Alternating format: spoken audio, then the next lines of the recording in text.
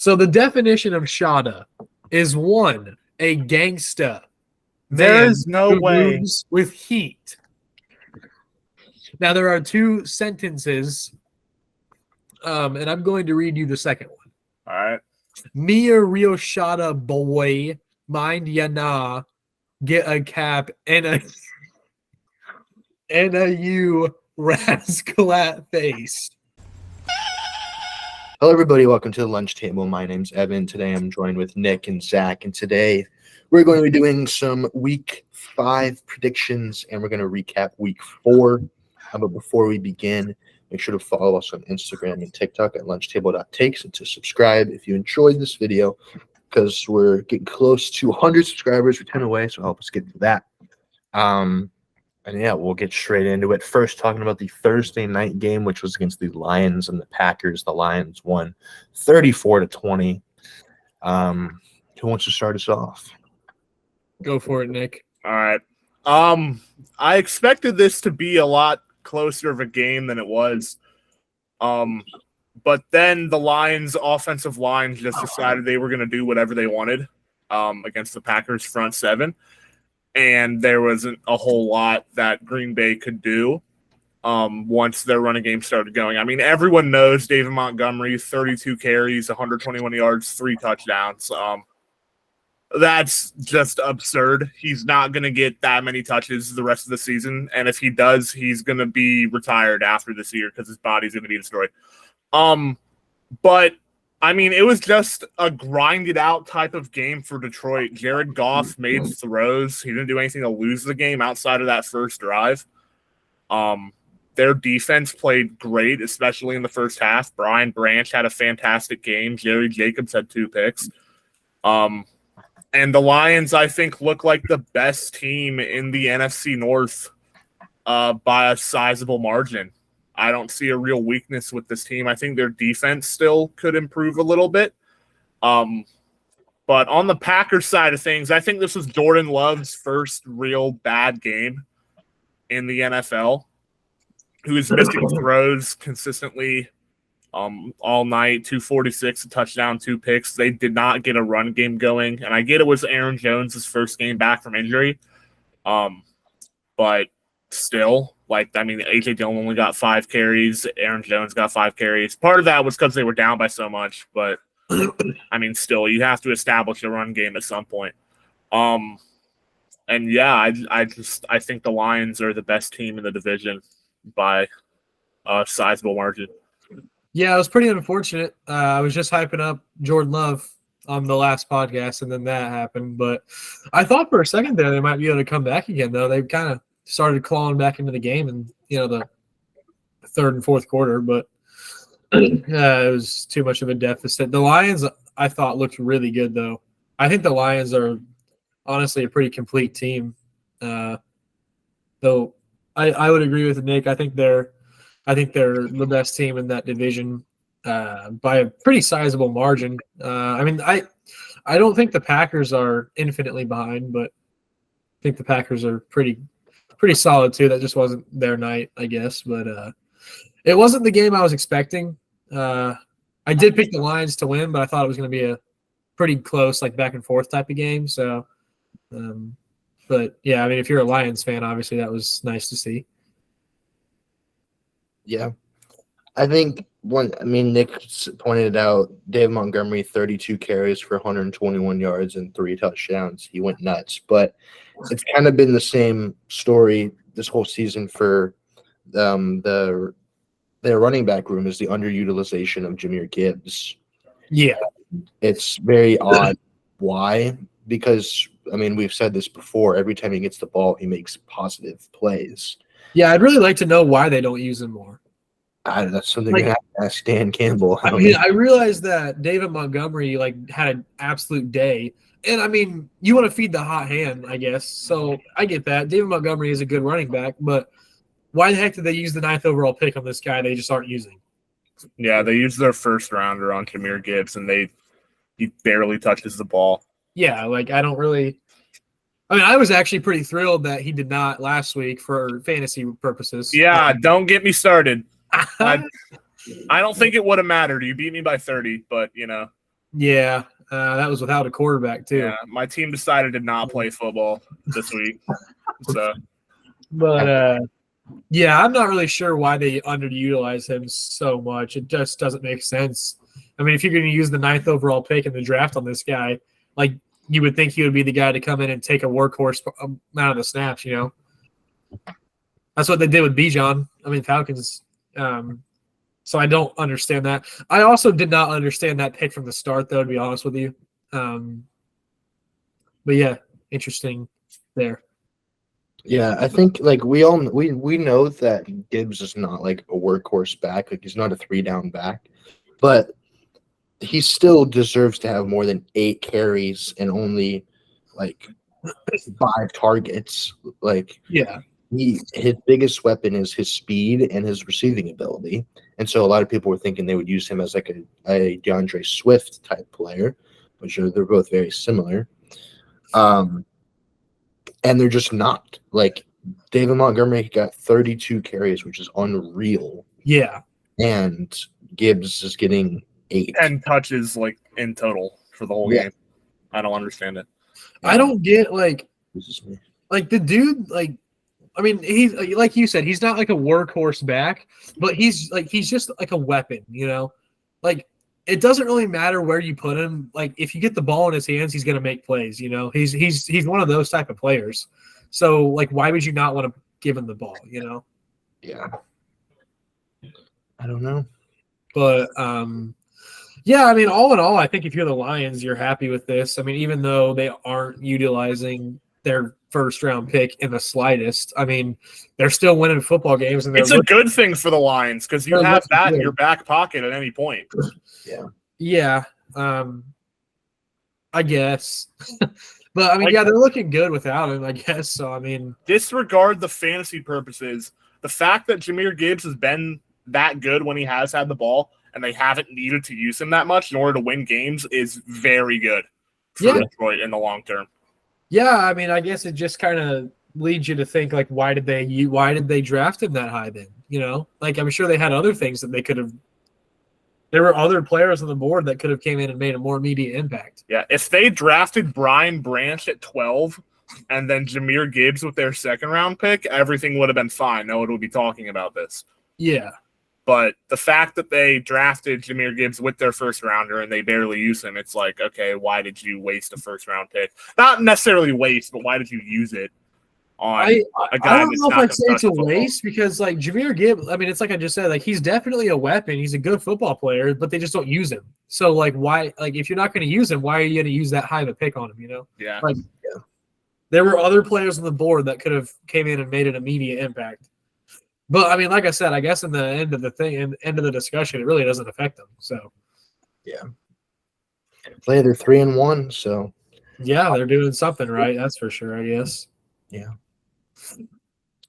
Speaking of first round running backs, we had our first London game of the year, and Mr. Bijan Robinson was a part of it. He had a pretty good day, but the Falcons did end up losing 23-7. Before we dive in, I have a question. How many did either of you watch the Toy Story edition of the game? I did watch a little bit of the Toy Story edition. It was something. I didn't quite catch the pick six. It was a little bit early in the morning for that, but I watched a lot of the second half on the Toy Story edition, just to see what it was like. And it was so funny. They ought to do it more often. It was a breath of fresh air. I'll say that. Maybe like a once a year type of deal or something. Yeah. I don't know. But that game, I have a couple of interests or like questions with that game. Number one, the Jags got back on track with the win, obviously. But I still feel as though their offensive weapons are not producing at a level that they could be, and I'm just not really understanding that or why. Like, I don't feel that Trevor Lawrence is playing to his potential. Travis Etienne, I think, has been pretty inefficient. Obviously, we've seen Calvin Ridley hasn't really done much since week 1. I'm just wondering why these stars of their team are just not being efficient and producing like they should. I wouldn't say Trevor Lawrence hasn't played well. I mean, he's got 943 yards on 67% completions. He just only has 4 He's touchdowns. played well. He's played okay, but Yeah, he hasn't been what I think most people thought he was going to be coming into the year. No, he hasn't set the league on fire yet. But I also don't think it's entirely Trevor Lawrence's fault that the Jags offense has not performed to the level that we've expected of them. I think he's been making the throws outside of the Chiefs game. I think he's been making the throws that's been necessary of him to put them in positions to win. It's just that their defense and some of their skill position players haven't carried the same workload so far. Yeah. Also, they added a bunch of new pieces like Calvin Ridley coming back, a couple players coming off of injury. I just don't think the chemistry is quite there yet, but that's only going to improve as the season goes along. I think it could be like what happened last year where they came out last year. Like before the bye week, they were horrible. And then they came out of the bye and like made the playoffs and like won the division, obviously. I think we can see that happening. It's just kind of the disappointingly slow start for like ETN and Ridley, some of these playmakers we thought we were going to see. But I mean, either way, they blew them out, got back on track with the win. But like on the Falcons side of the ball, like I don't like the Falcons, man. Like I don't like their coach. I don't like their quarterback. I don't think the Falcons are in a very good position. I will say that Bijan Robinson is like an absolute stud. Like that dude is he's a stud. Yeah, he's a baller. We kind of knew that coming into the season. Well, but I feel like it was a little unsure though, because sometimes like we don't always see these like high overall picked rookie running backs do, like live up to their potential or like their like I don't know, you know what I'm saying? But yeah, I'm not a Falcon. I'm not a big Falcons guy. I think they could be a lot better than they are. I mean, yeah, they looked bad. Other than Bijan, everybody else kind of sucked. I mean, Desmond Ridder was horrible. He had 2 picks and a fumble. Bijan was obviously really good. 14 carries, 105 yards, average 7.5 yards per carry, which is pretty good. So, I mean, Bijan did his thing. He had another ankle-breaking juke that was pretty sweet. But, I mean, it's week in, week out, the underutilization of Kyle Pitts, and they're not really getting the ball to Drake London very much either. I mean, Jonnu Smith was their leading receiver with 6 catches for 95 yards. So. And he's the other tight end. Why is he doing that and not Kyle Pitts? Like I don't get the Falcons. Like they use high draft picks for these like stud skill position players, and then they just don't use them. Like Kyle Pitts is a generational talent at tight end. Don't use him in the slightest. Drake London is a freak athlete receiver. Barely use him. Like they just don't use these guys at all. And it's like they should like why has Kyle Pitts not requested a trade? Like not requested, demanded. Why?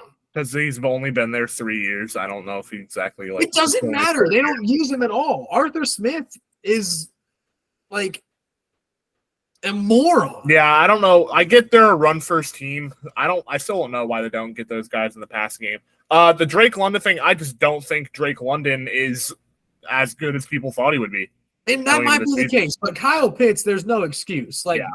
I don't disagree with you. Drake London might not be quite as good as people think. He's still an athletic guy. Yeah, he's still good. Yeah, but Kyle Pitts, there's no excuse. This guy is a freak. Like, they just flat out don't even – they don't even try to use him. Like, the dude's had 2 catches, like, every game this year. And then you have this other tight end, Jonnu Smith. Okay, whatever. He comes in and outworks Kyle Pitts. Like, what is Arthur Smith doing? Jonnu Smith was a baller in New England. He was pretty good. He was pretty good for the Patriots. Yeah. Like, Arthur Smith either should be out of a job or Kyle Pitts should not be in Atlanta. Wait, I don't understand. Jonnu Smith is good at Tennessee. He was not great at New England, but still.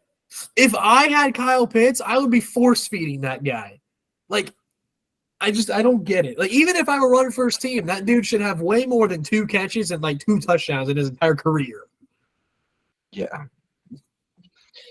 Yeah, I mean, on the season, he has 11 catches for 121 yards and 0 touchdowns. That's like a solid game. Like that should for him, that should be like a good game, not a season stat line. What 11? Oh, 11 for 121. Yeah. That should be a good game for him, not a season. Like Arthur Smith, I am very outspoken against him. He is awful. Are you, Weaver? I didn't know your thoughts on Arthur Smith. I wish that my team had Kyle Pitts. I wish they did. Yeah, I wish I did too. But yeah, I don't know. It is criminal. Like Kyle Pitts is getting, he is getting just his virginity is getting taken. Like it is bad.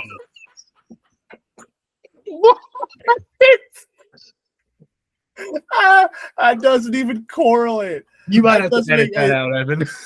That doesn't make any sense. No, that's going to be the intro. That's so funny. Kyle Pitts is getting criminally underused. Arthur Smith should be in federal prison.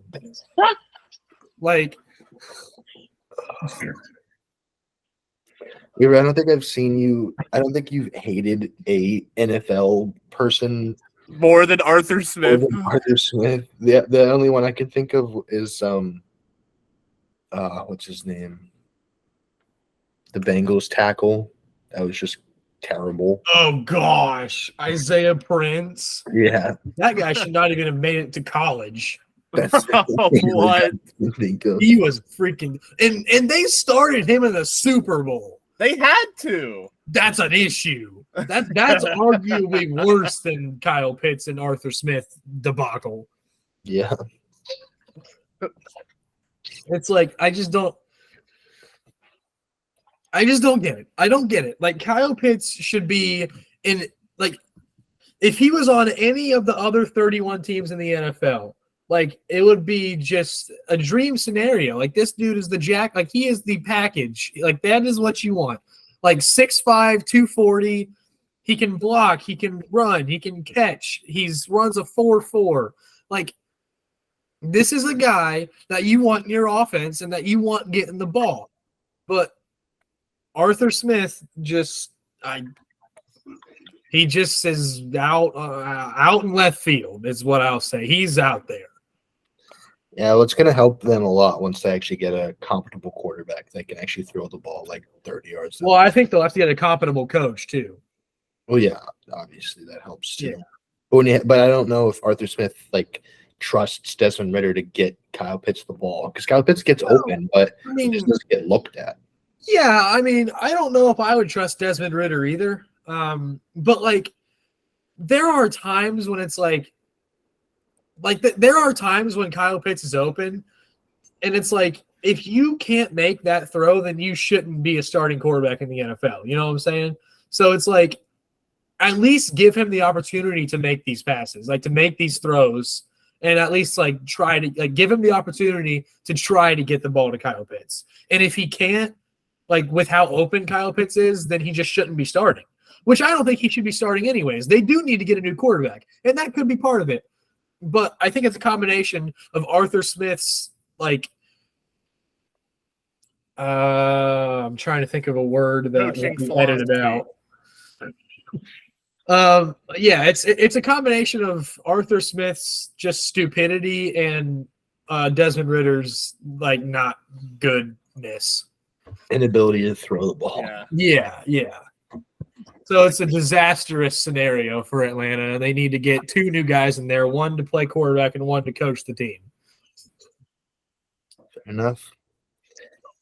Speaking of Arthur Smith, his old team just wrecked our Bengals. I know you were very adamant about that game, so I'm just going to let you talk and I'll follow you up. Well, I mean, I don't even know if there's honestly much to say. I mean, I have to get my thoughts together and center myself here. But the first thing I want to point out is I think that we have to really start taking a magnifying glass on the coaching staff. as much as it pains me to say, because I like Zach Taylor. I'm a big Zach Taylor fan. I think Zach Taylor has put together a Super Bowl winning roster. Him and the front office. Yeah, I was about to say Zach Taylor's not responsible for putting the roster together. Well, but the front office wasn't doing any work until Zach Taylor came. So I think it's a mix of both. And I like Zach Taylor. I think Zach Taylor runs a great program, and I think his players like him. I think he does a great job.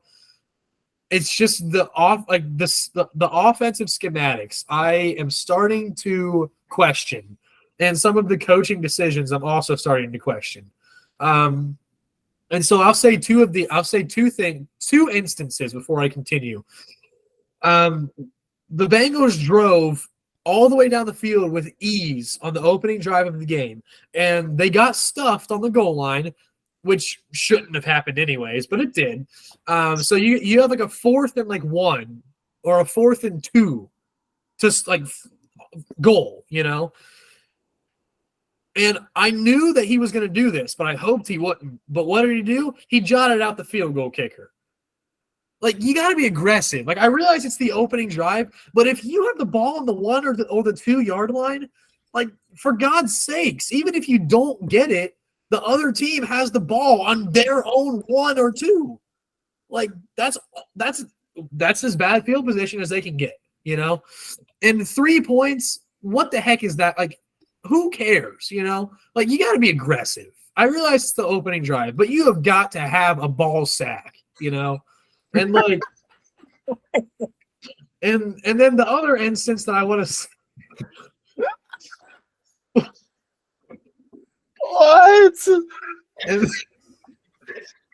And then the other instance that I will say is I can't remember. I think this was this was second quarter. Okay. The score, it's midway through the second quarter. Score of the game: Titans 14, Bengals 3. All right. Bengals desperately need a drive. They need to drive down the field. They need to put points on the board. If they do, 14-10. That's not bad at all. Going into halftime, that's not bad. So they get a couple of first downs, right? And then they get it's 4th and maybe 2. Okay? And they were around the 4, they were in Tennessee's territory, but it was the 45 range, right? So if they go for it and they don't get it, Titans have good field position, yes. But at this point, you're down 14-3. You need to get an offensive spark, okay? Right? You go for this, right? No, they punt the ball. And what does Tennessee do? Drive right down the field and score before half. And guess who gets the ball at halftime? Tennessee. And guess what they do? They score again. So it's those are 2 instances where I'm what are we doing? If you can't punch the other team in the mouth for 1 or 2 yards, then, why are you even playing football, And so there's that. And then the other reason that I will say the coaching staff needs to be looked at here is because this is a team. If you look at this roster and you look at this football team, this is a Super Bowl winning roster. This team went to the Super Bowl 2 years ago and darn well should have won the game. This team went to the AFC Championship last year and darn well should have won the game.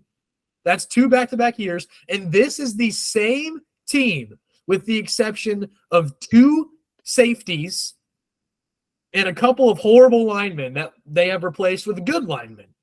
So this is the same team. This is the same Joe Burrow that led this team from a joke of the NFL to a Super Bowl contender within two or 3 years, right? It's the same team. So how does a team that has been to the Super Bowl, several of these guys have won a Super Bowl, they know what it takes to win in close games, they're ultra competitors. How does a team full of guys with those attributes immediately go from being one of the best teams in the NFL to, in all honesty, a bottom 5 team in the NFL?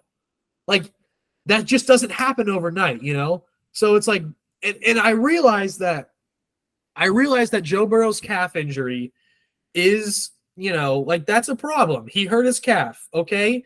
He's not playing at 100%. That's going to hinder the offense. But that goes right back on coaching again.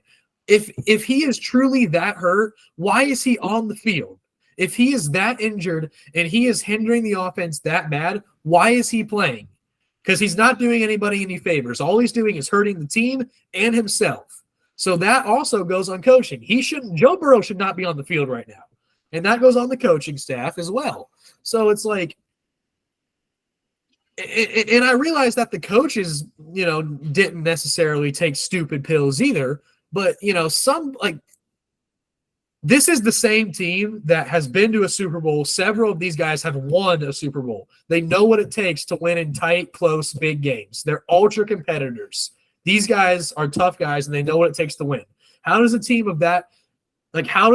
full of that type of players go from a best in the NFL to a worst in the NFL?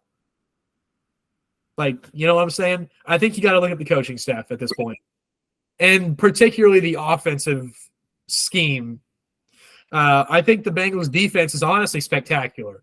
I think their defense is playing at an extremely high level this year. The first week was terrible. The Ravens, it was okay. But the Rams, and honestly, I don't think they played bad against the Titans. I think it's you can only ask the defense to do so much. If the offense is going 3 and out immediately every drive, your defense is going to struggle, So I think the defense is in a great place. The defense is playing pretty solid football. This is on the offense. The offense is absolute embarrassment to football right now.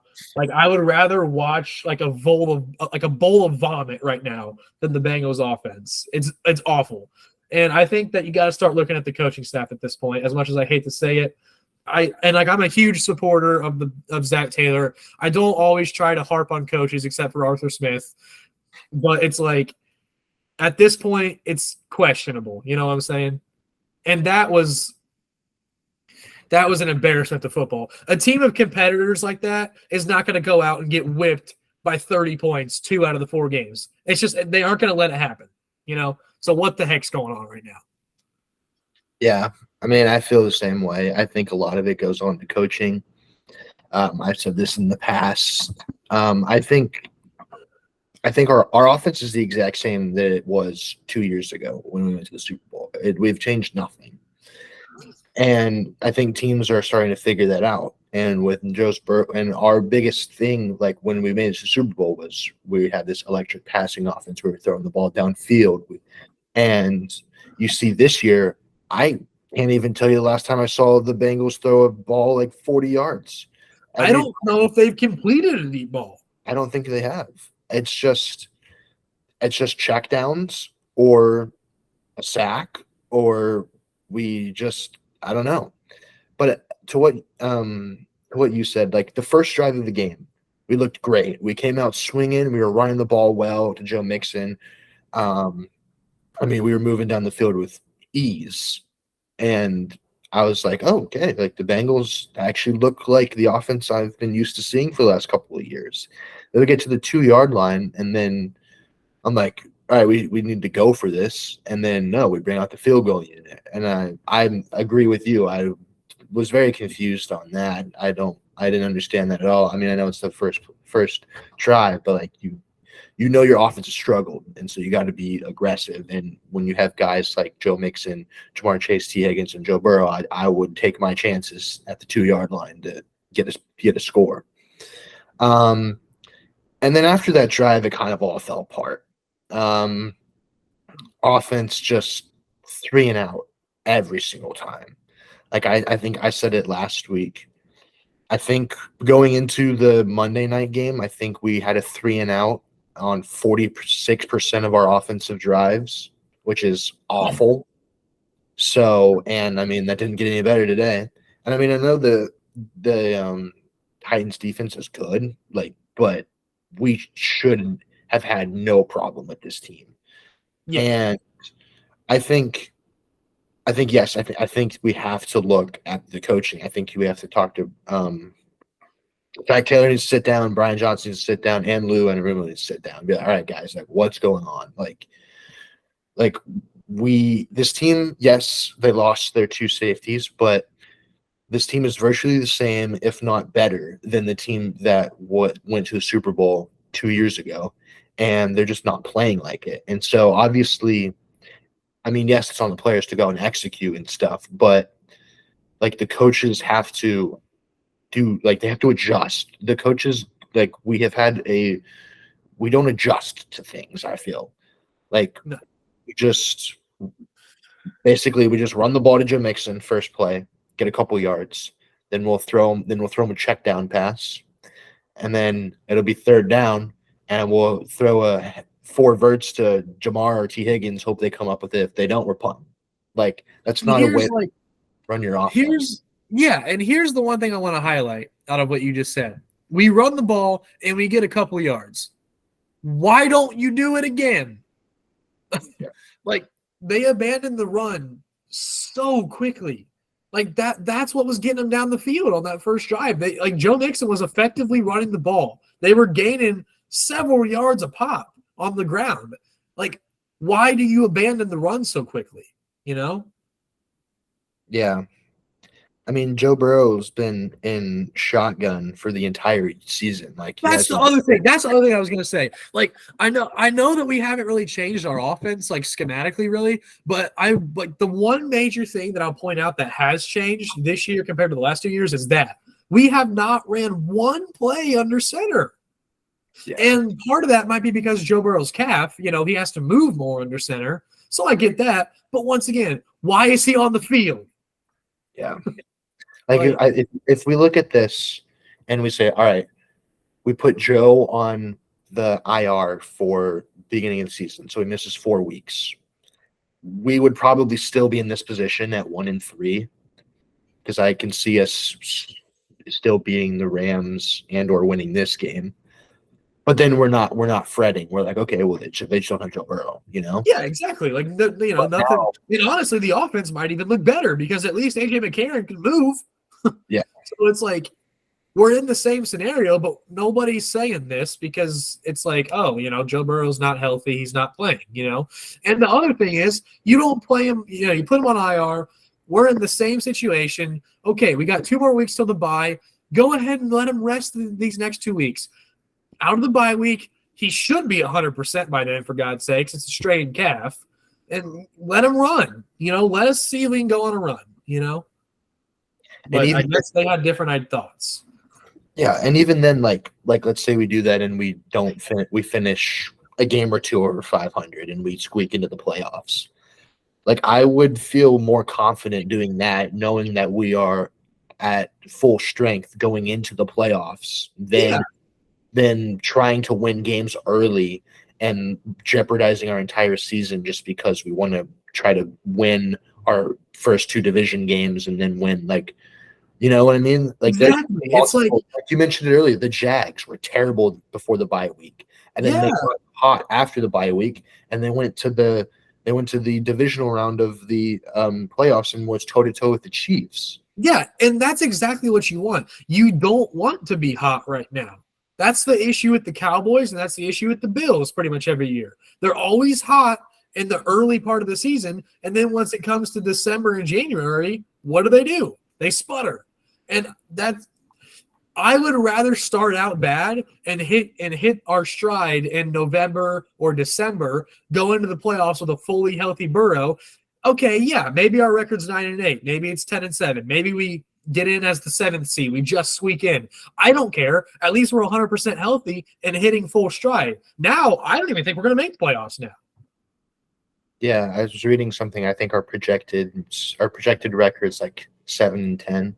Yeah, so I think I think we would be lucky to win 8 games this year. Lucky. But one thing I think that you touched on a little bit, but you kind of glossed over is the defense. I think so. The defense played great against against the Rams. I thought that they looked like the defense that I'm used to seeing. The first 2 games, I cannot say the same thing. And I think I think we're starting to see a pattern is our run defense is bad. Like really, really bad. Like, I mean, yes, we've gone up against guys like Nick Chubb, Lamar Jackson, Derrick Henry. That's hard for anybody to stop. But I mean, Nick Chubb ran all over us. Lamar Well, Jackson. Nick Chubb runs all over the Bengals every year. I mean, Well, I know. And then even Derrick Henry. Derrick Henry, was killing us. yeah, And that's true. he had 22 carries for 122 yards and a touchdown. And then Ryan Tannehill looked like a top 15 quarterback. Like, he actually played pretty well. Like, he was making throws that I haven't seen him make ever.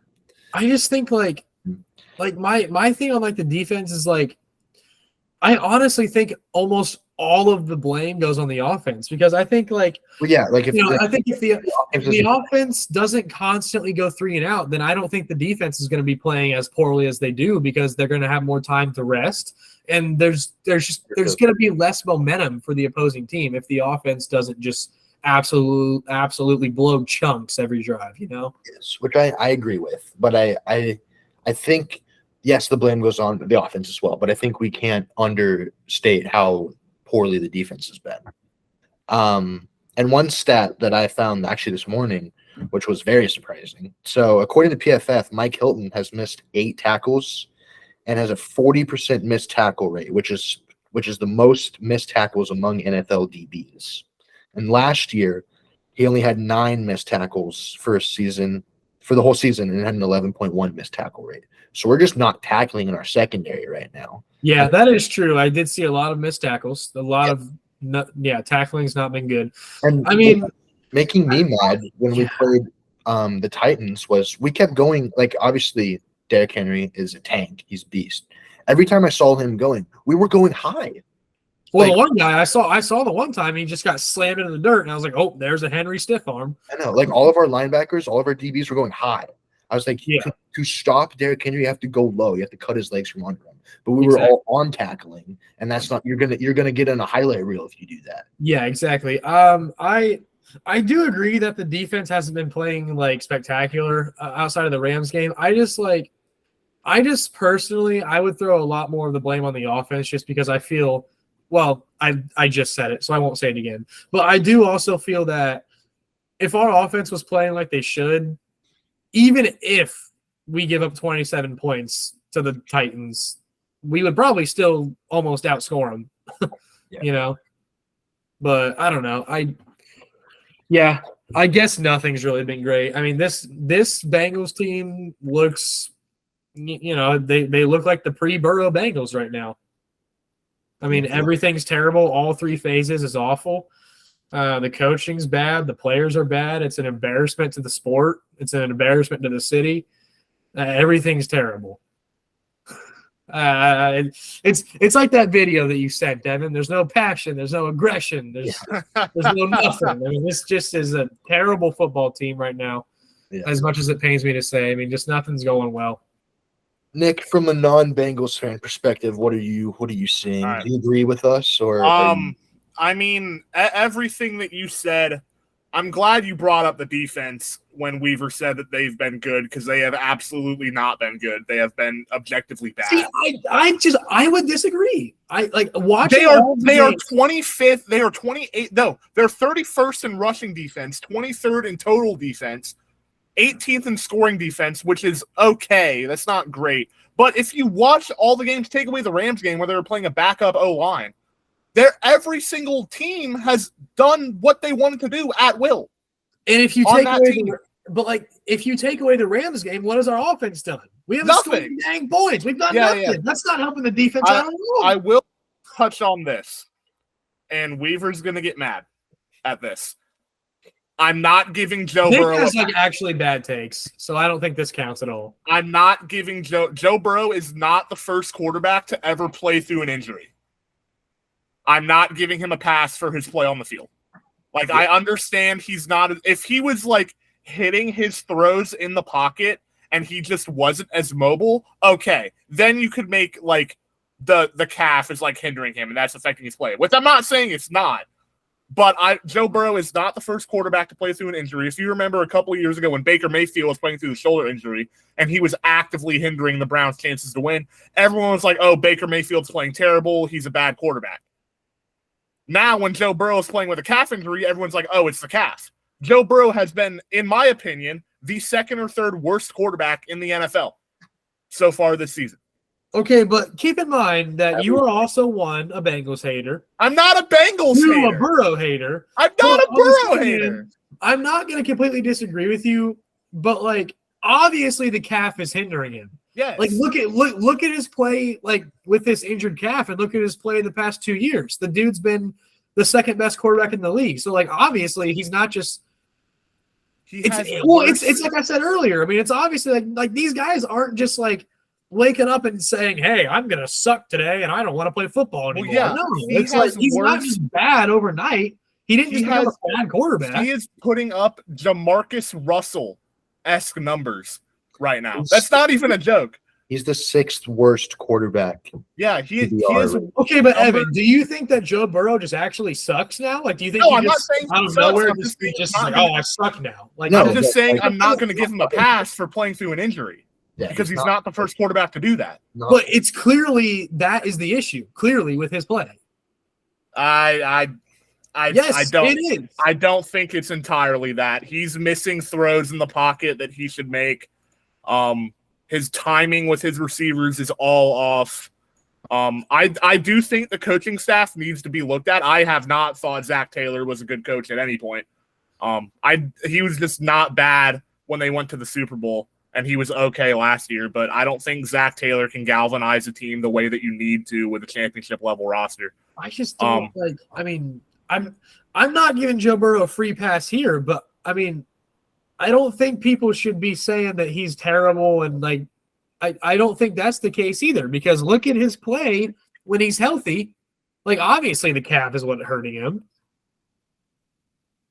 I mean, it's Andrew Luck-esque the way the Bengals are treating him right now. Like, he needs to be shut down for probably 4 weeks. Like, he needs to not play this game against the Cardinals or the Seahawks or the bye, and maybe not in San Francisco in a month's time to get that calf fully healed. But by that point, if the Bengals don't win this week, they might not get another win until December if Joe Burrow plays the way he's been playing. That's like if you take a look at their schedule. I agree with that. I don't think Joe Burrow should be on the field. I think that the Bengals are I don't think the Bengals are treating Joe Burrow right at all. And I have said that from the start. Like, the man gets hit more than anybody I've ever seen in my life. Like, also the Bengals O-line has not been good either. I genuinely think that Joe Burrow will play for maybe 5 more years. Maybe 10 if you're lucky.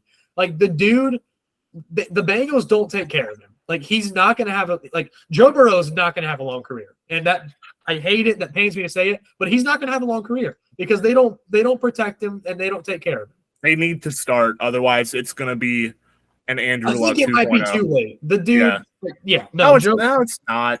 I don't think it's Joe too Burrow's late. not going to have a long career. I think that ship has sailed as much as it pains me to say. The Bengals don't take care of him.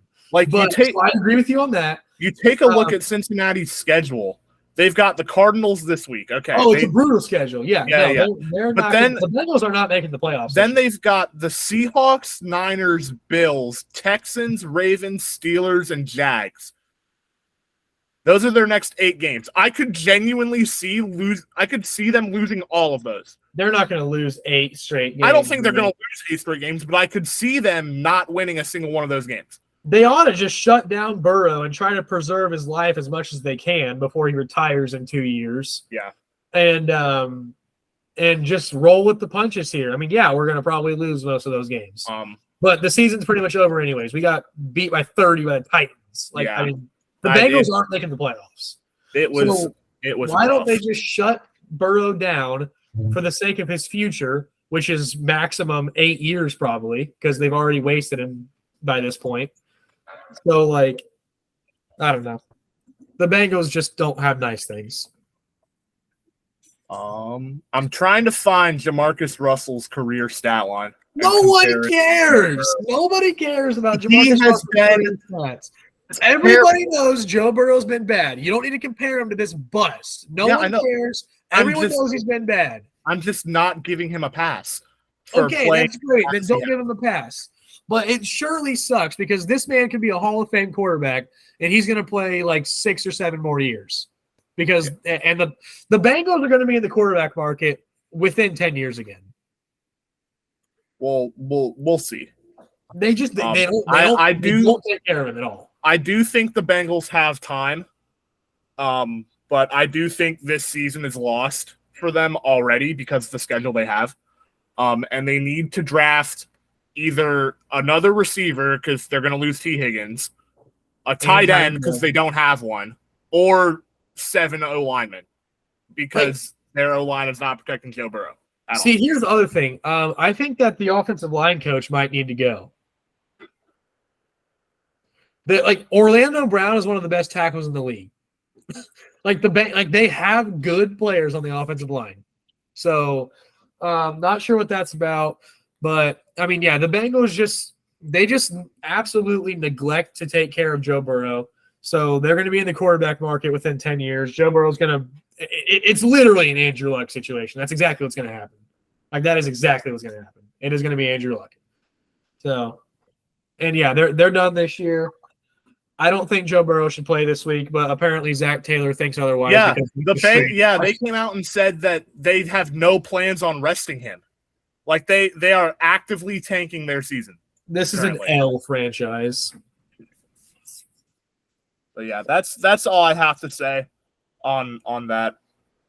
I'm not going to go into quarterback rankings because like that. Nobody cares. Everyone knows he's terrible right now. Yeah. All right, we'll move on then. We'll move on to the Bills and the Dolphins, where the Bills flipped the script on the Dolphins, beating them 48-20. Yeah, that is oh boy. This is why I wasn't panicking on Josh Allen after that Week 1 game with the Jets, because I've seen Josh Allen at his best, and at his best, he plays games like this. He had 5 touchdowns and 4 incompletions. And the Bills' offense did whatever they wanted to at will all day.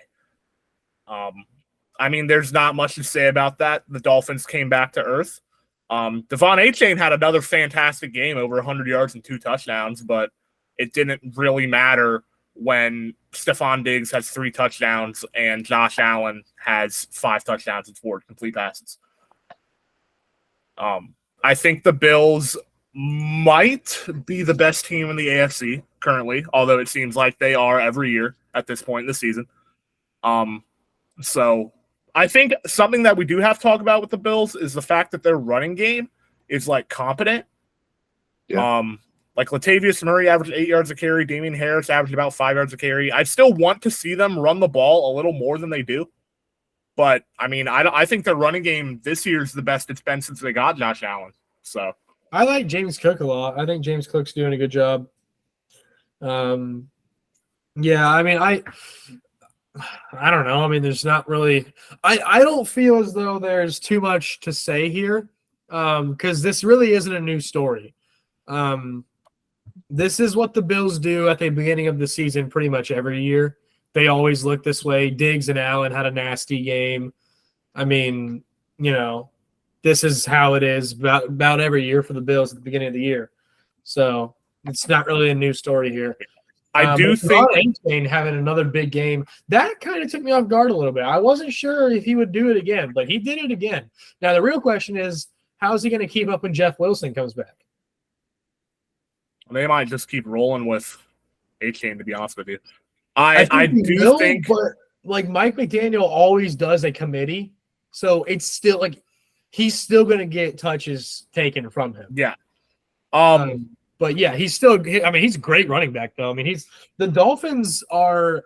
I really like the Dolphins right now. Like, I don't even care that they lost this game by 20. Like, the Bills always do this, and we'll see how they are again in December. You know, I think we might see this matchup again, and we very well could see it come out a different way. Yeah. I think the Dolphins are a very good team. Yeah, I think the loss of Tre'Davious White hurts the Bills. Yeah, that hurts bad. They are getting Von Miller back, though. They're losing their best corner. Like, that's rough, especially in the AFC. But Yeah, I mean the Bill as we are currently speaking, the Bills probably are the best team in the AFC. But like I said, they are always the best team in the AFC at this time of year. I'm just not sold on them quite yet because they do this every year. I mean, yeah, they're a great team. The Bills are a great football team. Josh Allen's a great quarterback. Stephon Diggs is a great receiver. They're a great team. I mean, it's just I don't feel that this is new. They do this every year. Yeah. Well, then we'll move on to the Bears and the Broncos, which was the Caleb Williams Bowl, which was actually not that bad of a game. The Broncos won 31-28, but the Bears were up 28-7 and ended up choking. Classic Bears fashion. Yeah. The Bears. This one wasn't on Justin Fields. Yeah, Justin Fields played really well for 3 quarters. He had a good game overall, 335. He had a really good game, 335, 4 touchdowns and a pick, and then that fumble that conveniently got taken back for a touchdown. And I'll say this, I don't like that. Yeah, he probably should hold on to the football. That rusher was unblocked. Like, he turned to his right and he had a rusher in his face. Like, there's not a whole lot you can do there. But yeah, the Bears, I think, are the worst team in football. I think the Panthers are the second worst team in football. We might get to them later. So the Bears might have the top 2 picks of the draft. They might be getting Caleb Williams and Marvin Harrison Jr. As of right now. Yeah. But, I mean, this doesn't change anything about the Broncos. Russell Wilson played good, but other than that, their team did. I mean, you were down 28-7 to the Bears. That's kind of embarrassing. Yeah, their defense is horrendous. Yeah, it's not great. And I saw something, Eberflus, if he loses on Thursday. Oh, I forgot about that. I completely forgot. I forgot about the end of that. I forgot about Eberflus's decision to go for it on 4th and 1 when they're in field goal range with 3 minutes left. Why did he do that? That situation, kick the field goal. Why did he do that? Why did he do that? I don't understand, at all, why you would go for it. When you're in comfortable field goal range with less than 6 minutes to play.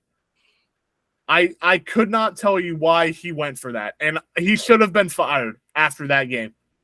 He did Brandon Staley, but got punished for it. Well, he will be because they're not winning on Thursday. Yeah, they're not beating the Commanders on Thursday. They shouldn't, at least. And, I mean, Justin Fields looked, very unhappy after that game. Because, I mean, like you said, he actually played, a decent game, and then they still lost. So that's a Bears type of deal there. Yeah, 28-7 blown lead is not good. Yeah. Anything else?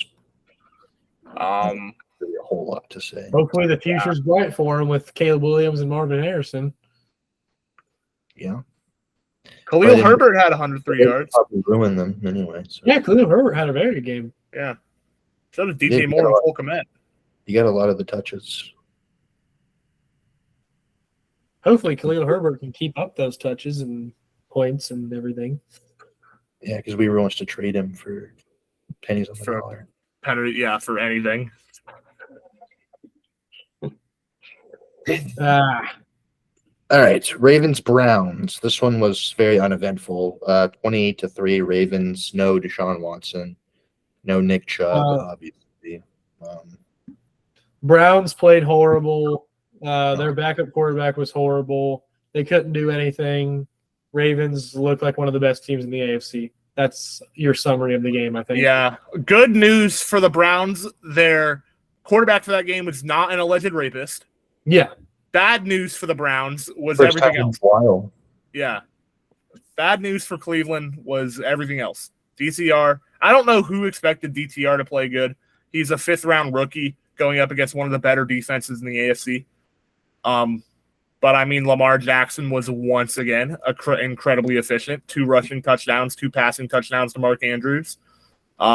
He had as many touchdowns as incompletions on the day. And the Ravens look like one of the best teams in the AFC. There's your summary. I agree. Speaking of rookie quarterbacks, CJ Stroud and the Texans demolished the Steelers 30-6. And Yeah, CJ Stroud has been looking pretty good. CJ Stroud is playing very good football, and I am loving it. Yeah, CJ Stroud is not just looking pretty good; he is looking historically good for being Better than Anthony Richardson. Yeah, he is. Hey, we'll get to that in a minute. But I mean, like CJ Stroud is approaching Justin Herbert levels of rookie play, which is like crazy to me. I think it was like something that was like the only quarterbacks to average like over 300 yards and 3 passing touchdowns a game in the first 4 weeks to start the season were like Tom Brady, Drew Brees, Aaron Rodgers, Peyton Manning, and Patrick Mahomes. And CJ Burrow. No, not Joe Burrow. It was Joe Burrow. I saw this stat. It was Burrow. Quarterbacks with at least 1,200 yards passing and 0 interceptions their first 4 games of the season. And it's Stroud, Rodgers, Mahomes, Brees, Brady, Manning.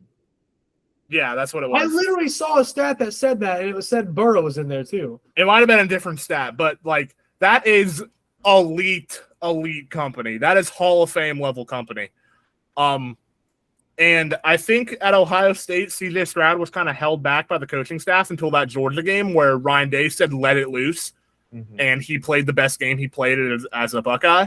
And now we're seeing that translate to the NFL level. He is fantastic. And I would say he might already be a top 10 quarterback in the NFL now, based on how he's playing this season. He's been phenomenal. Yeah, he's playing like it.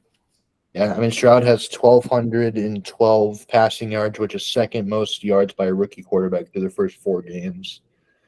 And, I mean, he's been super efficient, like we mentioned, 0 picks, sorry. 0 incomplete passes. That was what I'm saying. Go 4 straight games without incompletion. That has surely never happened in the NFL. But I mean, and he's doing it like with subpar weapons. I mean, Nico Collins has broke out because of Stroud, 7 catches, 168, 2 touchdowns. Tank Dell had a touchdown. Yeah, Tank Dell had a really good week last week. I mean, like the Texans' offensive weapons aren't anything to write home about, but Stroud's been looking really good. And I know we say this every single year, but maybe he's the one to he's the one to break the Ohio State quarterback curse. He might be the guy. I mean, I think he's better than Fields. Oh yeah, obviously. So. Yeah, he's already playing better than Fields ever has. So. Yeah.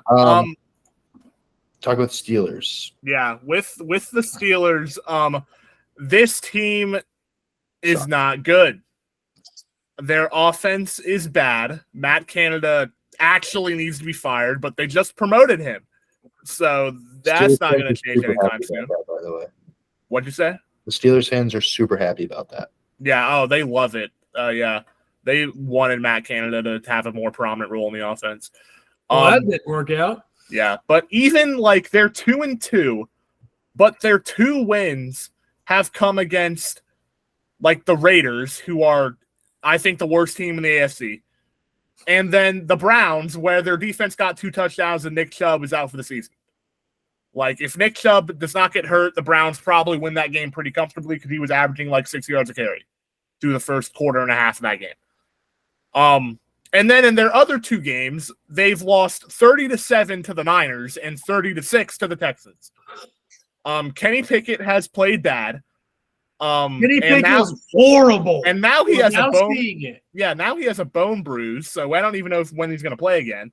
They said he could play this week. He should not. They're playing the Ravens. He should not play this week. Yeah. But yeah, the Steelers. The Steelers are not playing well, but they'll somehow stumble to a 9-8 record and might make a wild card because they always do. That's so true, and it's so ridiculous. But Kenny Pickett is a terrible quarterback, and I'm so glad that everybody is seeing this now because he is awful. And I think that Kenny Pickett is I think he's about there with like Mac Jones. I think he's almost on that. He's on that Mac Jones level. They're both horrible quarterbacks. The Steelers' offense is just like completely inept. They can't do a thing. It's just like a bunch of toddlers running around out there. Now their defense is pretty solid for the most part. I mean, they and just got obviously forced wasn't- by the Texans. Like, so Watt's been not doing sure pretty what well. happened there, but All that. Minka's been good. Yeah, like I don't know if this is 100% correct, but I don't think they had like any plays in opponent territory. They didn't have any plays in the red zone. Yeah, I they don't think didn't it make was. it to the red zone one single time against the Texans. hey man, the Texans are not terrible though. Yeah, the Texans could actually win the AFC The South. Texans' defense is never. Any team could win the AFC South. Well, yeah, They're on but- four like the same level right now. The Titans are not winning the AFC South. That's Okay, not happening. the other three teams are all like kind of at that level right Yeah. now. But I didn't know this. I didn't know that it was a universal thing between Steelers fans that like Mike Tomlin needs to go. I did not know that, but apparently Why? Yeah, every single Steelers fan Every wants to Steelers fire fan Mike says- Tomlin. Mike The Tomlin. dude's never had a losing season. I know, It's not his fault. Their offense is balls. but They drafted a They putrid all hate quarterback. and obviously they'll hate Matt Canada, which he's That's terrible. valid. Yeah, that's fair. But yeah, it was nice to see that. Yes, the Bengals did struggle, but so did the Steelers. But it's also That was sad nice to that the see. Steelers scored more points than the Bengals did. So I think the Bengals would be given a run for their money against the Bears and the Broncos right now, man. And they play the Cardinals this week, so we'll find out. I think there's a really good chance they lose. that bad of a team. They've actually like hung in Yeah. all their games. So. Wait, which team? The Cardinals. Yeah, that's just shocking. I think they might beat the Bengals. We'll get to that in a little bit when we do our game predictions. Always a possibility. All right, moving on to another bad offense. We got the Panthers and the Vikings. The Vikings won 21-13, but the Panthers, they have looked just as bad as The Bears. yes. Yeah, Bryce Young has really struggled to start the season, and everyone's gonna point to, oh, Peyton Manning was bad and Josh Allen was bad and yada yada yada, and it's like, if that helps you cope with his play so far, then go for it. But even so, the Vikings didn't play well either. Kirk Cousins did not have a good game. Kirk Cousins played by far the worst game of the season so far for him, and they won. That's just the Kirk Cousins luck. When he plays good, they lose. When he doesn't play good, they win. That's been the story of his whole career. I'm not going to give the Vikings too much credit for this win. You beat a winless team by one score, and your quarterback didn't play well.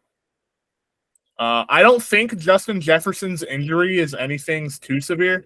I don't even know if it was like an actual injury. I thought they said he might just have cramps. But I think that's what it was. yeah. But I mean, the Vikings can turn it around, but I'm not going to take anything away from this game. They play the Chiefs this week. And yeah, the Panthers are bad. The Vikings are not good. Yeah, both of these teams are just really bad. There's not much else to say there. Yeah, the Panthers did say that they are shopping for a wide receiver one. They bet they ought to be. So We have to because they They don't have a should first get round pick. Jameson Williams, Jameson Williams comes back this week. He does come and back. they ought to this week, get him. and they ought to get him. Just They'll like probably get the like Chase franchise. like that. Hey, look what I did with Jameson Williams and the Panthers. Yeah, well, obviously your real life Panthers are not even close to They're not even in the same stratosphere as your won Panthers the team in Super that. Bowl with their first year, and The they only change I made is get Jameson Williams, honestly. That's the missing ticket for Carolina. Just It get has Jameson to Williams and be. you're winning a Super Bowl. Trust. I mean, you were well, going. that's what happened. You were going to win 14 straight games or 13 straight games and go 13-4. Make it a Super That also happened. All right, Nick, let's talk about your Colts. They played in the overtime thriller. They did play in an overtime thriller. This game was very heartbreaking for me. It's like the Colts always do. Yeah, and you get some they then, let me down, and then they give me hope, and then let me down at the very end. yes. I'm not gonna harp on this game too much. But I will say that our secondary is bad, like really bad, like arguably worse in the league type bad. And part of that's due to injury, part of that's due to Isaiah Rodgers gambling and being suspended for the year and then released from the team. And then we've had a couple injury issues. Julius Brents has only started like 2 games. I think Daryl Baker's been a healthy scratch the past couple games. Our secondary's not good, and when you go up against one of the best offensive minds in the league and Sean McVay, it's going to get cooked. I said this at the time, but Puka Nacua had a legacy game against us. First NFL touchdown, which happened to be the game winner. He ran the same like slant dig route like 7 times, and they could not stop it. Like they could not do anything to slow down Puka Nacua. I will say, yeah, poor Colts. They're not poor Colts. We have a future, I hope. I will say this: if you on the Colts side of things, if you look at the box score, you're probably going to think Anthony Richardson did not have a particularly good game. He only went 11 of 25. He had a fumble first half. But if you're going to tell me that my 21-year-old in his 3rd career start can lead a 23-point second half comeback and give their team a chance to win with less than 2 minutes left, like I will round of applause. Like I will absolutely take that. Like 10 times out of 10. And while CJ Stroud is putting up historic numbers, Anthony Richardson is also putting up really good numbers. And I did not expect it at all. Jonathan Taylor is supposed to be returning to practice this week. Shane Steichen, he said that he expected him back on Wednesday, and Jonathan Taylor said he was, quote, excited to be back. But then I think they canceled practice on Wednesday because they have like 3 guys in concussion protocol, and they just played back-to-back overtime games. So they got to give their players a little bit of rest. But yeah, their front 7 played not that great against the O-line that the Bengals decimated the week before. So yeah, it was a heartbreaking game, but it was all right. I'm not too upset about the outcome of it. Fair. Yeah, I mean, Anthony Richardson has looked like one of the best rookie quarterbacks. Him and Stroud are both been pretty neck and neck. I mean, Puka Nacua has been the story of the NFL through the first 4 weeks. Finally got his first touchdown. Didn't do well in fantasy. And I mean, yeah, we'll see how he does with Cooper Kupp coming back more than likely this week. So we'll see how that goes. Yeah, that's going to be the real tail of the tape, I think, to see if he's going to take a little bit of a shot with Cooper Kupp coming back. I would imagine he would. I mean, I'm sure he's not going to be getting 163 yards and a touchdown on 9 catches. Yeah. But I mean, I think the Colts, honestly, like if I'm a Colts fan, like I'm happy with this right now, to be honest. Yeah, absolutely. If you told me we'd be 2-2 and Anthony Richardson would have like 650 total yards and 7 touchdowns through just over 2 games started, I'd be elated. I'd be so happy. And I am happy right now. Like, as much as it pains me so much to say, because of showing wise up here, the Colts, I think, have a future. And I think this Anthony Richardson. Yeah, they do have a future. I think this Anthony Richardson guy might be better than we thought. Because I'm going to be honest, I thought he was going to be dog water this year. And I think everyone did. And unfortunately, that's not the case right now. What do you mean, unfortunately? No, not unfortunately. But I mean, no, the Colts are in a really good position right now. Anthony Richardson's not bad. Yeah. That's all I got to say. I am interested about Puka Nacua though with Cooper Kupp. Yeah, that's going to be an interesting thing to watch. I just really hope that Cooper Kupp can actually come back and like play healthy football because he has not done so since his Offensive Player of the Year season. So I'm hoping to see him back to like himself, 100%. I'd love to see that. Yeah. All right, moving on. We got the Eagles and the Commanders. The Eagles won 34-31 in overtime. This was a great game. This was a great game. I think Sam Howell honestly showed a lot in this game. I think Sam Howell played a good game. I think obviously the Eagles, the Eagles got the edge. The Eagles are by far the better team. So, I mean, and they, Jalen Hurts has been there, done that. So it's kind of like, in a game like that, it's almost like, you kind of, they're going to get the edge there. But, I mean, they played them tough, man. It was a good game.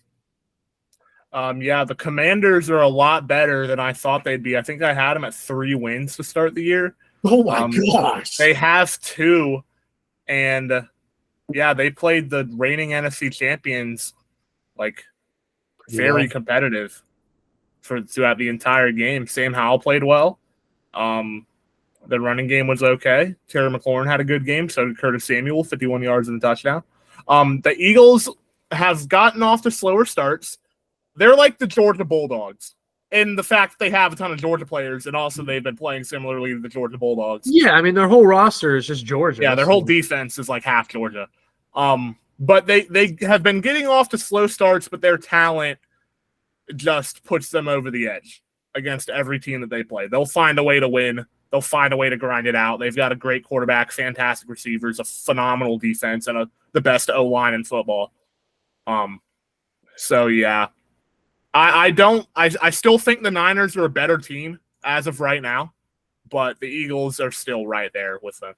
I would tend to agree with that. I think the Niners probably do have the edge on the Eagles right now. The Niners look nearly unbeatable right now. But both of them are very, very good teams. Yeah, the NFC is very top heavy. But you guys basically had everything on that I was going to say about the Eagles. Just one thing to note is DeAndre Swift got 14 carries to Kenneth Gainwell's 4, so it's looking like he's starting to take over that backfield, which is good. Sam Howell played a lot better than he did the prior week, threw the ball 41 times and didn't have any interceptions, which is a lot different than the week before where he had he had 4 interceptions against Buffalo. Speaking of another bad quarterback, we had the Jimmy Garoppolo-less Raiders going up against the Chargers, but the Chargers only won by 7. You guys' thoughts on that one? The Chargers are a questionable football team. I couldn't have said it better myself. They are a questionable football team. All their games have been 1 score so far. It seems like one game Herbert plays fantastic. Like he played phenomenal against the Vikings. He played great against the Dolphins and then against the Titans. And especially this week against the Raiders, he's like, it's like you don't know what you're going to get from him.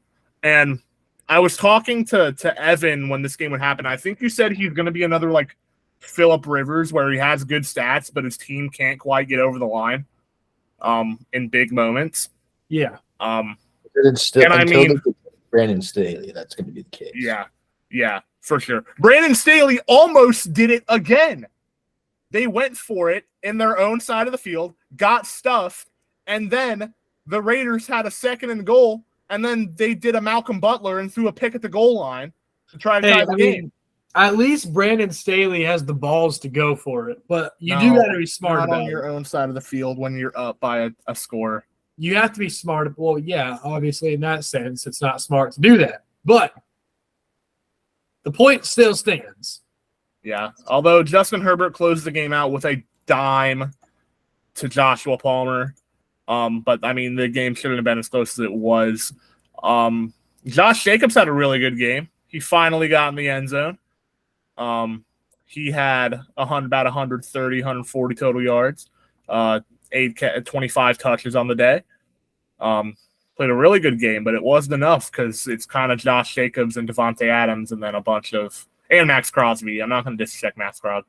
The Raiders are the epitome of Vegas. They have a ton of stars, but not much substance. Thanks. Yeah.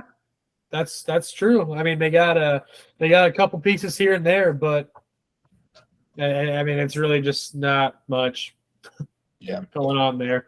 And the Mole Raiders. I mean, the Chargers, it's kind of been the narrative for the last couple of years is they just get hit by injuries like real bad. Like Eckler hasn't played at all. Mike Williams out for the year. So Eckler, I don't know if he's going to come back or not. But I mean, one thing to note, Khalil Mack had 6 sacks, He did. I forgot. That is unreal. Which is, I think that's a franchise record. That's like a single. That's like a Or individual record in the NFL, probably. It was some sort of record. That's a ridiculous amount of single game sacks. Yeah. Weave, this will make you happy. The Patriots got demolished by the Cowboys, and Mac Jones got benched. Yeah, it was really nice to see that. I mean, I'm sure Bailey Zappi came in and outplayed him. To be honest with you, that's what usually happens. Bailey Zappi was 4 for 9 with 57 yards. So I wouldn't quite say outplayed him. No. No, Mac Jones is absolutely horrible. This Patriots offense just really has nothing. Like they just refuse to get talent. Their defense. I don't know. Whatever. The Patriots are terrible. That is odd concerning Bill Belichick, but they are really bad. So we'll see what they choose to do. But either way, no matter what they choose to do, the first step is getting rid of Mac Jones. They could do that. The Cowboys look really good. I don't know how they lost to the Cardinals the week before. Like, how did that happen? Because in every other game, they've looked dominant. Like, dominant. They've slaughtered everybody but the Cardinals. Yeah, they have the number 1 scoring defense in the NFL. Their defense has like 5 touchdowns on the year in 4 games, which is absurd. Their defense plays better football than the offense does sometimes. And yeah, the Patriots are not good. They're not a good football team, which is the first time we've been able to say that in our lives. That is very true. Which is crazy to think about. Yeah. But I mean, the same problems with the Patriots. Christian Gonzalez and Matthew Judon are both out with injury, so that's a massive hit to their defense that's supposed to be elite and win them games. And it's very bleak for Foxborough right now. Yeah. In terms of this season. It ain't looking too good. Well, I think this season's probably about over for the Patriots. I don't think the Patriots are making the playoffs. No chance. Yeah. Ryan's given up on them. He's ready to – he's tanking for Caleb Williams. I would if I was him. But, yeah, I mean, Mac Jones was bad. He's continued to be bad this year. And, yeah. Hey, Evan. Who's that one guy that I was saying the preseason is better than Mac Jones and you guys thought I was crazy? Jordan Love. Yeah, Jordan Love. He's better than Mac Jones now, right? Like he's proven that now. Yeah. I would say so, yeah. Yeah, okay. Just wanted to bring that up real quick. I mean, Jordan Love, it's probably not the best week to tout the Jordan Love. He also didn't play well against a much worse defense. Overall, he's Mac Jones. Yeah, overall he's better. Horrible. Yeah, Mac Jones has not played good football. When your team is led receiving by Hunter Henry and Demario Douglas, that's not a good sign. No. So, they are abysmal. Yeah. They ought to give up a haul to get Caleb Williams and Marvin Harrison. Well, right now I think they're projected like the 7th pick. Yeah. So they'll get a quarterback. This quarterback class is like really like loaded. They should give up all of their first round picks for the foreseeable future to trade up to get Caleb Williams. No, they should not. They should not. I don't want to deal with another 15 years of Patriot dominance. I don't want to see it. No. All right. We're almost done here. We got 3 more games left. We got Cardinals 49ers. and the CMC Masterclass. Yeah, this was a CMC. I'm tired of seeing class. this in fantasy wise. This was Rather than drafting Jamar Chase over Christian McCaffrey. yeah. I did him. It's the same thing I did last year. At the time, it was not bad. Yeah, you drafted Jonathan Taylor over Christian McCaffrey, and McCaffrey won me the league. It's last the year. exact same thing that happened to me last year. At the time of the draft, it was a fair move. Yeah. I mean, I think the Niners are the best team in football. I've thought they were the best team in football since preseason. Brock Purdy had one incompletion. That is stupid. Unheard of. He is playing so much better than he was playing last season, which is terrifying for everyone. I think the 49ers are going to win the whole dang thing. It's too early to make claims about that, but They are looking really look good, man. scary. I mean, unbelievable. This is an unbelievable football team from top to bottom. And shout out Josh Dobbs, man. Like, He's actually he's playing good. Like 265 and 2 touchdowns. That's good against San Francisco. He has 814 yards, 4 touchdowns, no picks on a 70% completion percentage. And he's like that's league in QBR. Yeah, he's playing really well. He couldn't get his jersey this week in the team store, and he's playing like a above average quarterback. Maybe they don't need to draft Caleb. They still need to draft Caleb Williams. But he's playing all right. And I has been pleasantly surprised with the play of Josh Dobbs and this Cardinals team as a whole. They're not completely inept. They're a very competitive 1-3 football team. Shocking. Yeah, it is shocking. Not bad. Yeah. I thought they were going to be horrible. I thought this was going to be a historically bad football team. Yeah. There's really not much else to say about that one. So we'll move on to Sunday night game, the Taylor Swift game. Oh my The Chiefs and the Jets. This was actually a really good game. This game we could talk about. We can talk about. So Zach Wilson actually looked good, I thought.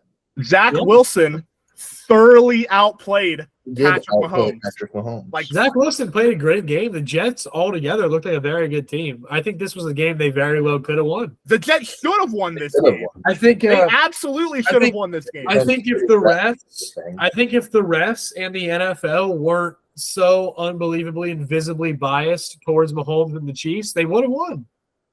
Yeah. This was the worst ref game I have seen since the Saints-Rams NFC Championship game like 5 years ago. Well, see, here's the thing. You have to realize that anytime you're playing the Chiefs, you're playing against the refs and the Chiefs. It's like when we built the Patriots when Brady was there. It's like if you're playing against Mahomes, you're playing against the best football player in the world, one of the best coaches in the world, and the referees. And you just got to realize that, because the refs, they love Mahomes and the Chiefs. So you just got to realize you're playing against the refs. If Taylor, I don't mean to be that guy, but if Taylor Swift wasn't there, I think the refs would not have been nearly as favorable towards Kansas City. But they did everything in their power to keep the Chiefs from losing that game, and it worked out for them in the end. I mean, Zach Wilson played like a top 3 game in his career. Oh, absolutely. The best game Sunday night. Yeah, he did. He played really good. And when Aaron Rodgers is not a guy to like mince words, and he's been saying there's something with Zach Wilson, when he says there's something with a quarterback, you might want to listen. Because Zach Wilson has the physical tools to be a good quarterback at the NFL level. He just has to get over the mental aspect of it. And it's just one game, but hopefully he can put some decent stretches together. It's a good boost his confidence. Yeah, for sure. Yeah, for sure. He also took accountability for the loss, even though I would not say it's his fault. Which that is a big mature thing, because last year it was on him and he said it was not. Yeah. And it rubbed a lot of people the wrong way. But I think we mentioned it a little bit, but obviously the 2 instances where you have Patrick Mahomes standing in the pocket for 10 minutes and their left tackle is bear hugging the right end, and the refs are blind to seeing it, and Mahomes rushes for 25 yards. On a 3rd and 22 to seal the game. Yeah, and then obviously the Sauce Gardner holding call. That I do actually think that was like a flag. it was. I do think it was. Here's the thing. It was That was probably a little bit too much of a grab, but there are many instances where that would not be called. Yeah, there's been holding called for there hasn't been holding called for so much more than that. Like I won't deny that he was holding, but I will still say that was a ticky-tack call. Yeah. If not holding, it's illegal contact, at least. So I'm not too upset by that. But yeah, the 3rd and 22 rush for Mahomes like that was like, I unbelievable. could clearly How see no that flag was guy thrown. was holding, and I'm not even at the game. Yeah. Yeah, I mean Mahomes. I think honestly, not even just Mahomes, but I think if you see a quarterback that has like 10 minutes in the pocket, someone's holding. Yeah, You know it's happening. 9 times out of 10, someone's holding. Someone's committing a penalty. Yeah. Yeah, like that doesn't happen. Yeah, not at the NFL level. All right, to wrap up the week, let's talk Monday night. Giants, Seahawks, and how horrible Daniel Jones looks. I will say it is not entirely on Daniel Jones. And who The- else is it on? The Giants' O-line has been the worst in the league so far. Like they have been, Yeah, they're not bad on. yeah, they have did been, block his own teammate. they have been putrid. They have been unbelievably. They got sacked. Daniel Jones got sacked 11 times in one game. I don't know when the last time I've ever seen double-digit sacks by one team in a game was. Yeah, Sure, their sure. offensive line is bad, but like Daniel Jones is also horrible too. So Yeah. it's like kind of a perfect storm here for the Giants. I think they're regretting giving him all that money. Yeah, Like 40 he million a year. sucks. Their line sucks. They really don't have any weapons. So Yeah, The Giants Darren- are just a bad team. They're Yeah, just a bad Darren team. Waller has not done anything. Like the They Giants don't are get the not ball. good. they only Yeah. targeted him 3 times.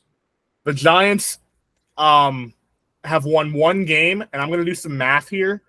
In every other game, they've been outscored. It looks like 94-15 in their Jeez. 3 losses, and their one win was like a 21 It was a point 3-point comeback game in the against the second half against the Cardinals. Oh gosh. This team is bad, and their next. They played the gonna- the Dolphins and the Bills. Yeah, their next 6 games are Dolphins, Bills, Commanders, Jets, Raiders, and Cowboys. Yeah, Wow. they're getting a top pick for sure. Yeah, this team is not good. Although the Seahawks, I think, are actually playing really good football Yeah, right now. 3 in a row. They beat the Lions and the Panthers and the Giants. They've got a bye this week, and then they go to Cincinnati. So there's another win for them. Yeah, they could win that game. Seahawks might be a dark horse in the NFC, to be honest with you. I think they play really balanced football. Yeah. Pete Carroll's a good head coach. They've got a fantastic home field advantage. And yeah, I don't think they're better than the Eagles or the Niners or even the Cowboys for that matter, but they can make some noise in the postseason. Yeah. Yeah, I will not disagree with you. Neither will I. All right, so let's rapid fire these week 5 predictions. We got the Thursday night game. Bears Commanders. Bears Commanders, baby. Commanders. I will be watching this. I will- Be yeah. low. The Commanders will win this game. And Matt Eberflus will be fired on Friday.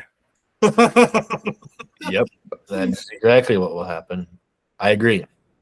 And so does Joel. He sent me his picks. All right. Joel also agrees. So we all have Commanders, which is pretty easy.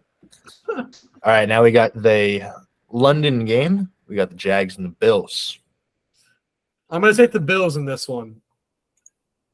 Yeah, I'm also going to take the Bills this game. They really impressed me against Miami last week. I'm also gonna go the Bills because they look like the best team in the AFC so far. Yes. And Joel will also take the Bills. Oh boy. even though London is the Jags' second home. Yeah, It's man. true. All right, we got Titans Colts. Lord. This is actually probably going to be a good game. I think it is going to be a good game. Give me the Colts in this one. This is tough. We haven't beaten the Titans at home in a few years. I'll say that changes though. I'll say the Colts squeak it out, especially if Jonathan Taylor plays this week. Which is not going to happen. Yeah, it probably won't happen, but he might. He could play. We'll see. I'm also going to go with the Colts, and so is Joel. All right, so congratulations, Titans. Yep. For winning this game. Yeah. All right, Saints Patriots. Give me the Saints. Yeah, the Patriots are bad. I'll go with the Saints too. Did we talk about that Saints-Bucks game? No, because the Saints were terrible. The Saints were awful as well. So I And the didn't. Bucks played it all right. I didn't think we need to really talk about that. Yeah. Except, Baker Mayfield said some questionable things in between plays. He did do that. That's true. that I will not repeat.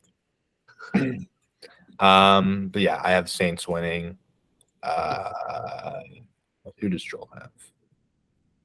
I think Joel has the Saints as well. Yeah, he has Saints. Wow. Look at us. It's clean sweeping today. We're clean sweeping all of them. All right, Bengals Cardinals. Oh, crap. Give me the Glendale, Arizona Cardinals to officially put a nail in the Bengals season on Sunday. Can't even be mad about that. Yeah, it's not even like a realistic thing. But I don't think the Bengals. I think the Bengals. This might be false hope, but there's no way we lose to the Cardinals. There's no. If we lose to the Cardinals, this season is truly gone. I think I will also piggyback on the false hope. I'm going to take the Bengals here. Joel also took the Bengals. All right, I'm lone wolfing the Cardinals, baby. I'm lone wolfing Josh Dobbs. You usually are. When it comes to the Bengals. Yeah, That's not even true. I picked the Bengals and all the. No, I picked the Browns week 1, but I picked the Bengals last 3 weeks. All right, we got AFC North matchup: Ravens Steelers. Ravens. Yeah, the Ravens. I mean, I think this game will be close. It's in Pittsburgh. These two teams always play each other tough. You know what? Get upset of the week. Give me the Steelers. You moron. I'm gonna go Ravens because the Steelers' offense is terrible and the Ravens defense Yeah, is. I'll still go Steelers. Joel's also gonna go with the Ravens, and we got Texans Falcons. I'm taking the Texans here, brother. I think Arthur Smith needs to lose his job here soon. I'll also take the Texans in this game. I am also gonna take the Texans because the defense is not very good for the Falcons, as he just showed. We'll probably eat them up. And so will Joel. He'll also take the Texans. All right. This is the first time that we've all unanimously been in agreement. Been in agreement. The only people that have disagreed is Nick twice. I have to be different a little bit. Yeah. Someone has to. Flair. All right, we got Panthers Lions. This one's fairly easy. Lions, pretty straightforward. Yeah, Lions and Detroit.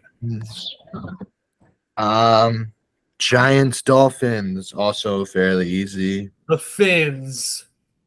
Yeah, Miami's going to take this one. Dolphins. Joel said Dolphins. This week is going to be This week seems pretty straightforward. Although Cowboys-Niners is this week, so. Yeah, that'll be a good game. Sunday. Yeah. Then we got Eagles-Rams next. Give me the Eagles. I'm going to take the Eagles as well. I think this could be a good game. I think this is probably the second best game of the week. I would say, besides Cowboys-Niners. But I think the Eagles will squeak it out on the road. I'm going to go Eagles as well. So will Joel. Then we got Jets-Broncos. I'm taking the Jets with this one. They're going to rebound after that. I think I'm going to take Denver in this game. I don't know if Zach Wilson's performance against Kansas City is like sustainable. I don't know how good he actually is. Although Denver's defense, if they just boosted Justin Fields, if they boost Zach Wilson, Vic Fangio needs to be fired like immediately. He took the best secondary, arguably the best secondary in the NFL, and turned him into Swiss cheese. I'm also going to go with the Jets. There we go. And, yeah, Chiefs-Vikings. Chiefs. Yeah, Chiefs are gonna score 50 on them. Chiefs. Joel said Chiefs. 49ers Cowboys, sorry. This is the game. This is by far the game of the week. This is actually a good Sunday night game. I am going to be taking the 49ers. I will also take the 49ers. I think they're the best team in football, playing at home, no real major injuries. And they will continue their reign over Dallas. Yeah, definitely. I'm also going to go 49ers. And I am the only person that's been different on some of these games. And Joel also go 49ers. All right, Monday night game, Packers-Raiders. Packers, baby. Are they actually going to give Aaron Jones the football? Because if they give Aaron Jones the football, I say they do. I'll take the Packers as well. All right, Nick, I'll be different. I'll go with the Raiders. All right, good. Just for the sake Good of job, it. Evan. Just for the sake of it. And I think Joel went with the Packers. So Weaver, you and Joel had the same exact slate of games. Let me just double check. Yeah, he had Packers. Well, we are related. That is true. Oh my goodness. All right. Well, that's going to wrap it up. W family. Yeah. That's going to wrap it up for this episode. Hope you all enjoyed. If you did, make sure to like this video. And, we'll be back for week 6. So we'll see you next week. Peace.